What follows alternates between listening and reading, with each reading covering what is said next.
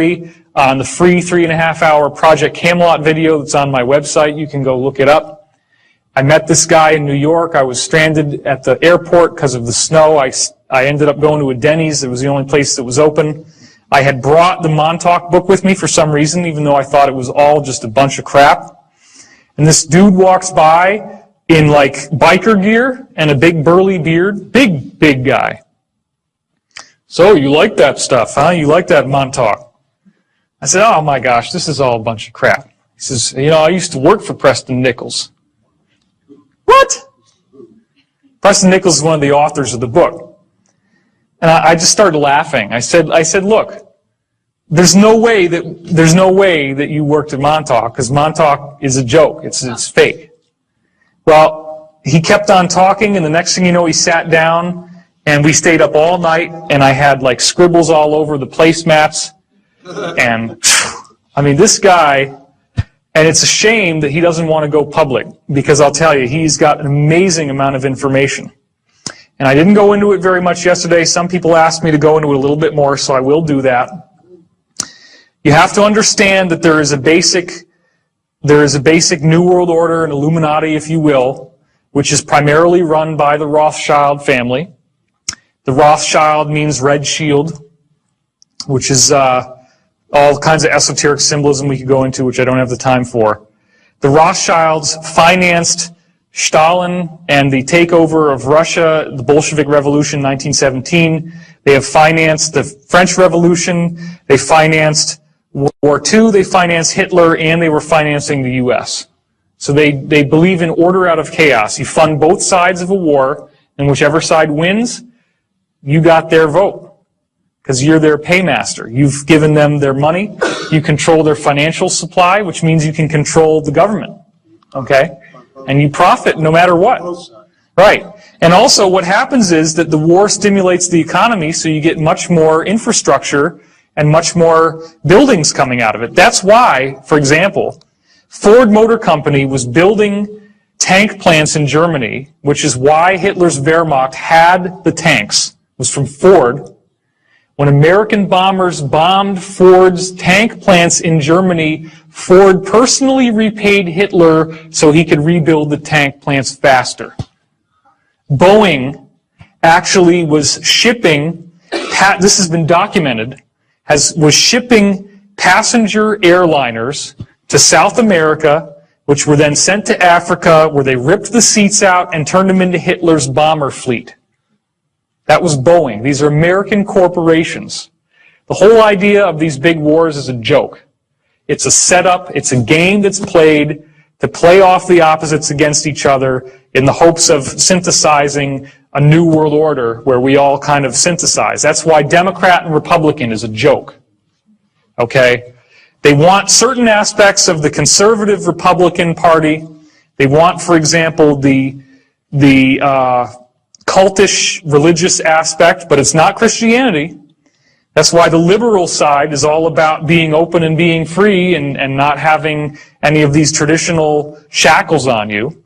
Because what they ultimately want is a racist society. They're very racist, and they're interested in a new world order which is run by a Luciferian philosophy. Now, this is very disturbing sounding stuff, but they actually believe that since they have the secret tradition that goes back to Atlantis, and that they've been persecuted for thousands and thousands of years by various people, nobody persecuted them as badly as the Roman government through the Catholic Christian Church.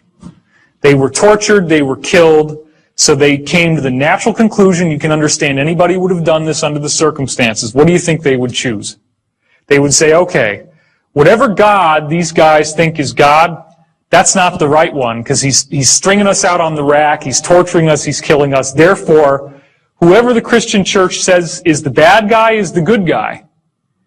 Okay, wait a minute. Lucifer is the brightest light, the brightest angel in heaven, right?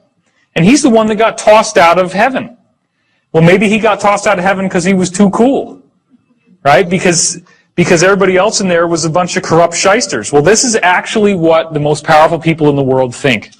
And they are a fundamentalist religion just like any of the others. They still believe this weird stuff. They follow these teachings. They actually buy into this, okay? So that's why it's weird, because you see these political parties that are siding with religious fundamentalist Christianity, and they actually do have a fundamentalist religion, but it's the mirror opposite. So their energy vibrates with each other, and that's why they work together so well. Don't forget, of course, that Hitler was also running on a Christian platform. And who was Hitler's main ally in World War II in Europe? Italy. Italy is the Vatican. The Pope and all that stuff was supporting Nazi Germany, okay? Because it was in the Vatican, which was in Italy, which was Mussolini. So, the reason why I'm telling you all this is not for you to have a fatalistic sense of doom. It's to also enlighten you to the fact that this is going on, that it's real, and that the Nazis were very, very proactive in rebuilding all of the ancient secrets that had been lost. Because for the first time, they had a world power government that could go out and militarily by force invade places that were being kept under lock and key with heavy guard, and go in and steal the artifacts and the technologies that would allow them to rebuild their so-called master race and all this stuff that they're so into. Okay?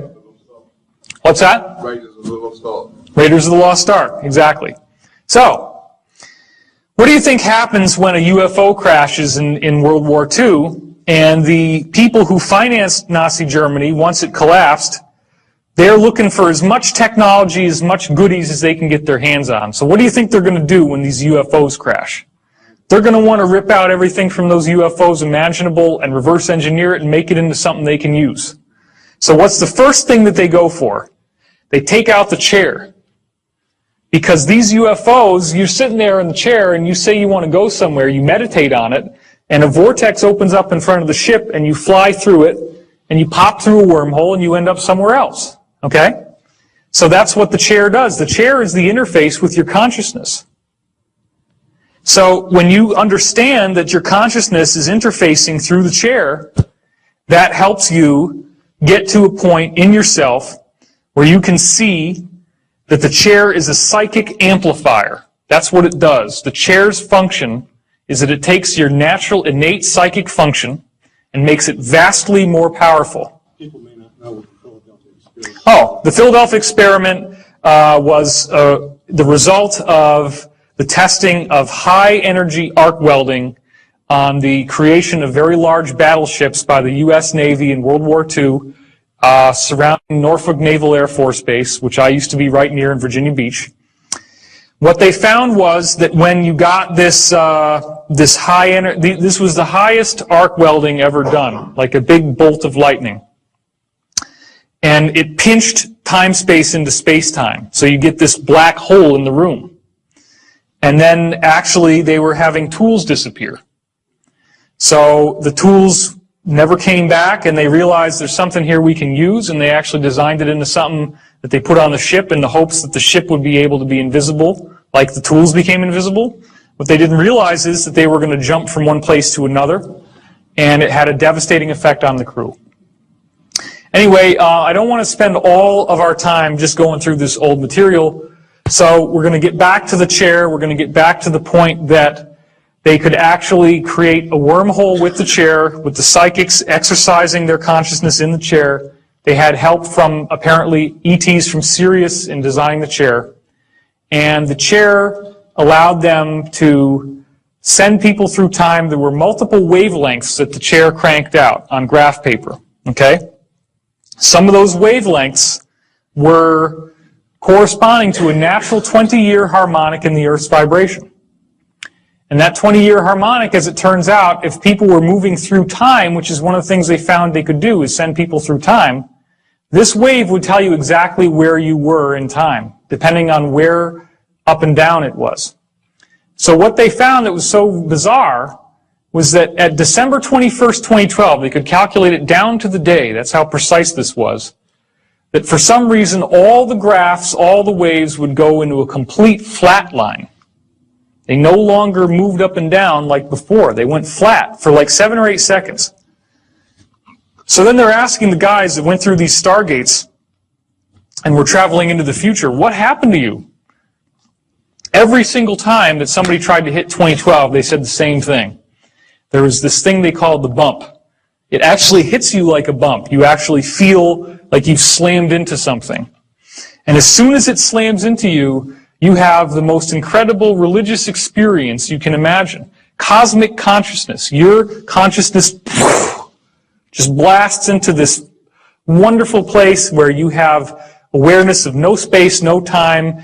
All knowledge is available to you. Ecstatic God consciousness. You could be the galaxy. You could be a subatomic particle. You can go everywhere, do everything, and there's no sense of it ever ending. So when it finally stops, you just can't even believe that you're back to who you were before. Like what happened to Jodie Foster? Exactly what happens to Jodie Foster in Contact. So, Is that the moment of no time then? that's the zero time, yeah. And Daniel doesn't agree with me on this, but I believe that 2012 is our zero time reference. By the way, Daniel did say that the stargates are real, that there's one main stargate per planet, that they dug them up from ancient Atlantean technology. They actually buried it under the ice in Antarctica because they were concerned that something would come through that could damage human life.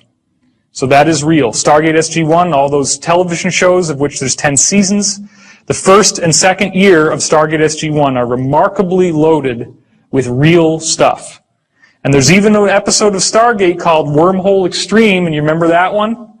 Where they're making a fake television show about a real Stargate program. It's like this inside tongue-in-cheek joke. And everybody watching the show kind of knows, okay, they're telling us something here. There's something real behind all this stuff. Well, it's true. Why do they do that? Okay, that's a very good point. The reason why they do that is that you hide the truth out in the open. So that if I go into this lecture and I'm telling you all this stuff, you can just say, oh, well, he's just into Stargate. You know, he's just watching television shows.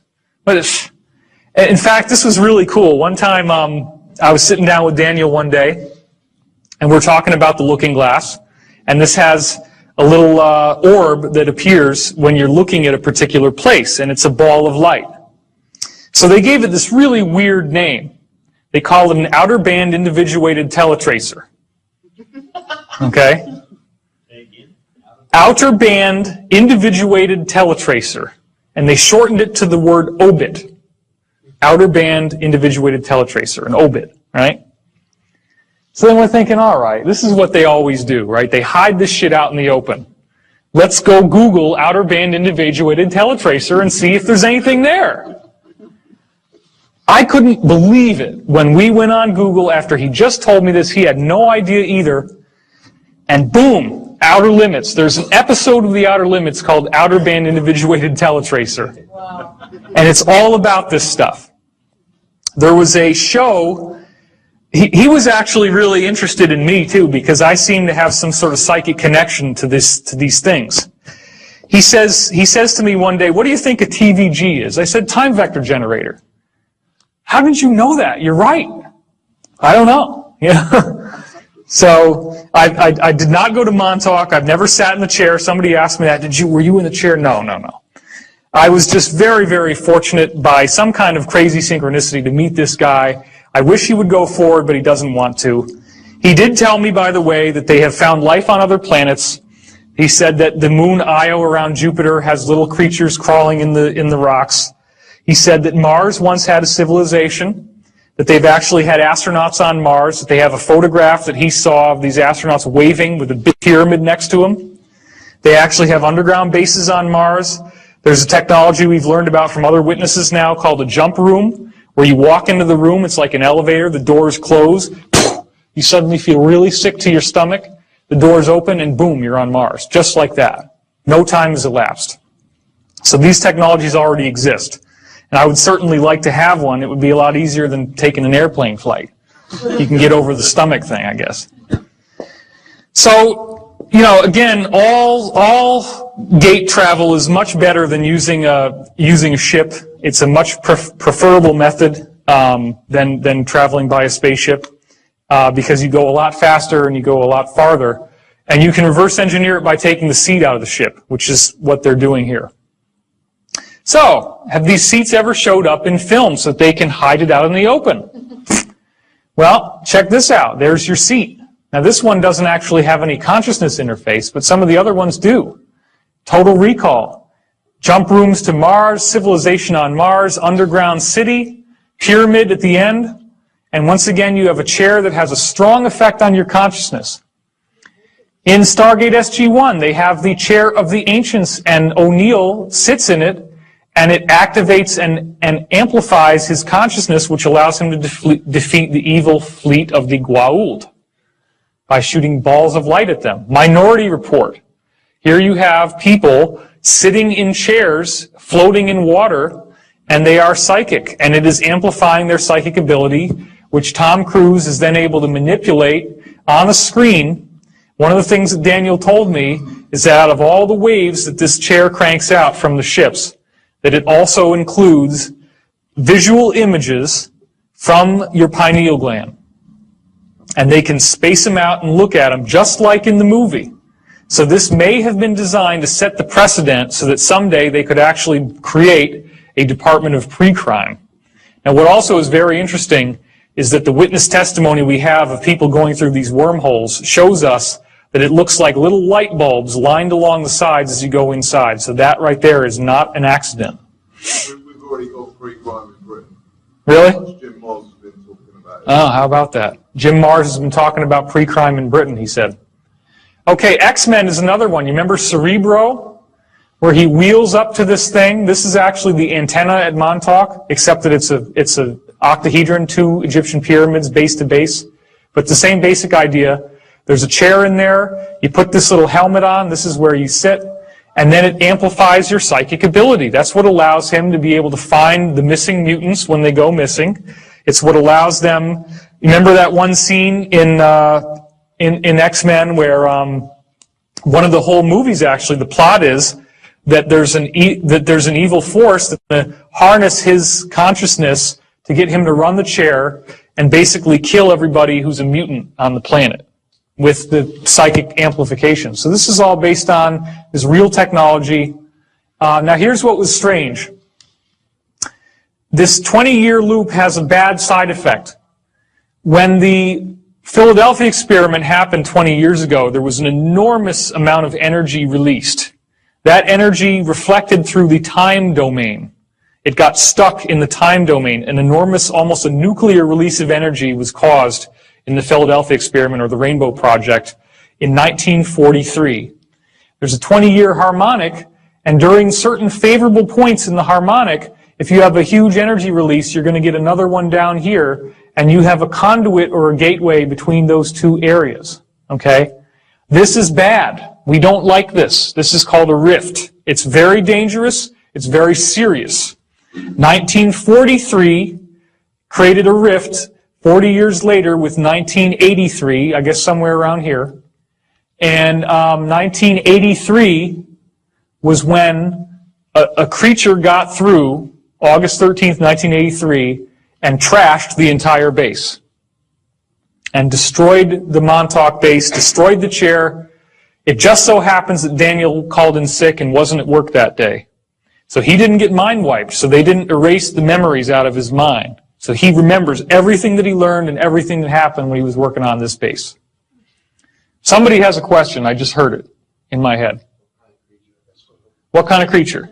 The creature was based on the movie Forbidden Planet, which was the monster from the id.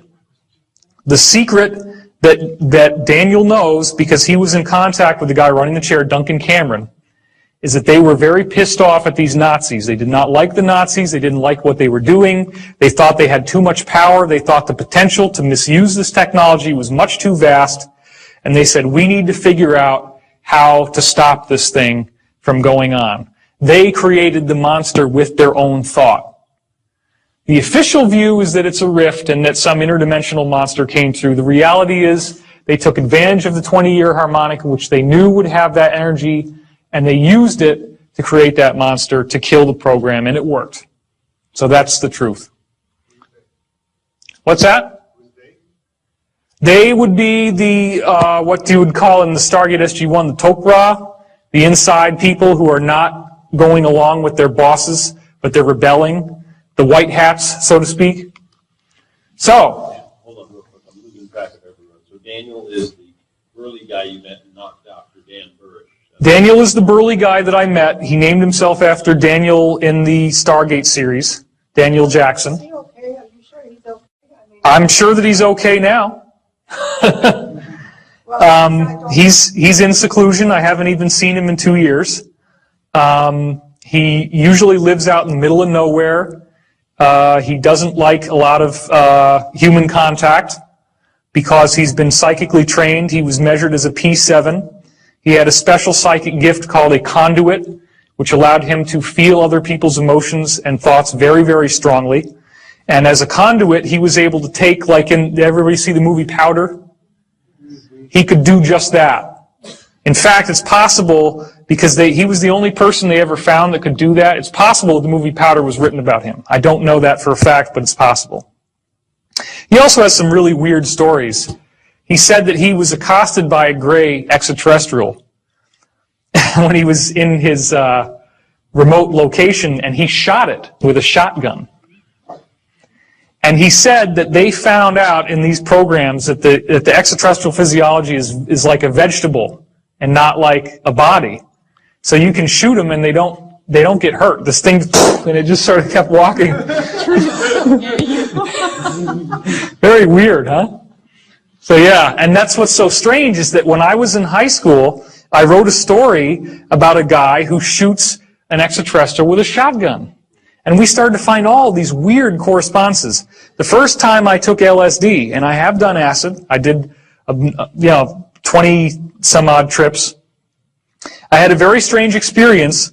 As I was coming down the stairs, I was peeking. I was like, what in the world is happening to me? I had this feeling that if I did not create the floor under my feet with my mind, that I would fall through the floor. And so I'm walking very carefully like this, tripping, just, oh shit. It turns out that that's exactly what happened in the Rainbow Project Philadelphia experiment. It turns out that the people who could remember where they were before they went into this gray mist of zero time didn't get stuck in the hull of the ship. But the people who couldn't remember where the ship was and couldn't create the ship from memory, when they got through, they were stuck in the hull and died in many cases because you can't pull somebody out. So he said, he has some weird ideas, and, he thought that I was connected to the project somehow, like my soul is basically helping to relieve the karma of the planet through this thing that happened. And I guess this is part of what I have to do, is share this with you, because obviously there's a reason why I met this guy. And that's the funny thing, too, is you can tell that this is real because people ask me a question, and I pop out with something new, because I've had many, many hours of conversation with Daniel. No, I'm not gay. No, we're not homosexually involved. Somebody wrote that on the internet. It's like, forget it. I haven't even seen him in 2 years. We were just friends, that's all. Okay? Get over it. And even if I was gay, which I'm not, what possible difference would that have to my message or to the value of the material that I'm sharing with you? Can I get an amen on that? Come on. I mean, really, let's just let go of these ridiculous prejudices, because everybody has a right to be here. Every soul is precious beyond measure. I am not a racist. The DNA level shows us that we are so similar that you cannot actually tell what somebody's race is from a genetic test. There's only very, very weird special things that they have to go out of their way to find to look. But we're 99.9% the same. It is. It's a smear tactic, and it's being used to dumb us down and to get us fighting with each other rather than looking to the source of the problem. Okay? But that's what we're doing. By shedding light on it, we're helping to understand it. So, the reason why I'm going to go into rifts and holes in time is because it has to do with 2012, and it has to do with you breaking down the conditioning. Let me finish the sentence. Breaking down the conditioning that has kept you from seeing the greater reality that we live in. Question? Can you go back to the 20-year space-time cycle? Yep. So you were saying before that at the apex of the current cycle, you get a rift in time, and one was created in 1943, another one in 1983. Is there a possibility of that happening again at some point in the other? Yeah. Okay. He asked a good question, which is, okay, the apexes of the wave and the bottoms of the wave is a 20-year cycle, but especially from top to top, the 40-year cycle, from 43 to 83, you get this big conduit, you get this big rift that was created by the Philadelphia experiment. Now again, it could have been anywhere. It was the fact that the Philadelphia experiment was done when it was that created a harmonic coupling 40 years later. That's all. I don't know for a fact that that was on the peak of the wave. He didn't say that. However, this wave is a subharmonic. It's only a subharmonic. The 2012 wave is much more powerful because we're dealing with ultimately a 26,000-year cycle.